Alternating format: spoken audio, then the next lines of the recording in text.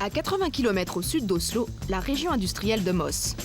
5 hommes travaillent dans cette entreprise et il faut bien leur reconnaître une qualité, l'autorité féminine ne leur pose pas de problème. Thomas, tu me baisses la musique là? Leur patronne, c'est Lynn, 43 ans, un petit bout de femme qui les fait filer doux. Tu me prends ces 4 palettes là, 1, 2, 3, 4. Tu ouvres les cartons et si à l'intérieur c'est trop vieux, tu jettes. Tu trouves que je suis sévère? Non, patronne.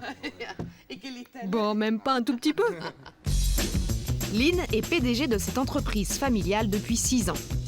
Elle vend des flacons en verre et en plastique et elle cartonne, numéro 1 sur son créneau avec 2 millions d'euros de chiffre d'affaires. À l'occasion, elle gratifie ses gars d'une petite attention. Tiens, un client content nous envoie ça. De la confiture d'érel pour cuisiner des plats un peu costauds.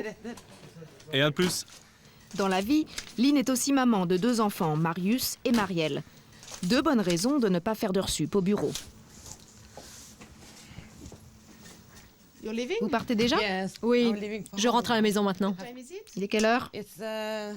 Il est 15h45. Mais d'habitude, je pars plus tard. Vers quelle heure? 17h. Pas de complexe, Lynn a travaillé dur pour en arriver là. On se voit demain. Salut tout le monde.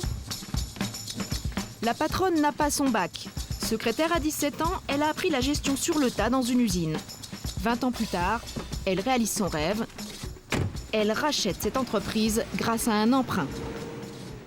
Beau parcours pour une femme, autodidacte de surcroît.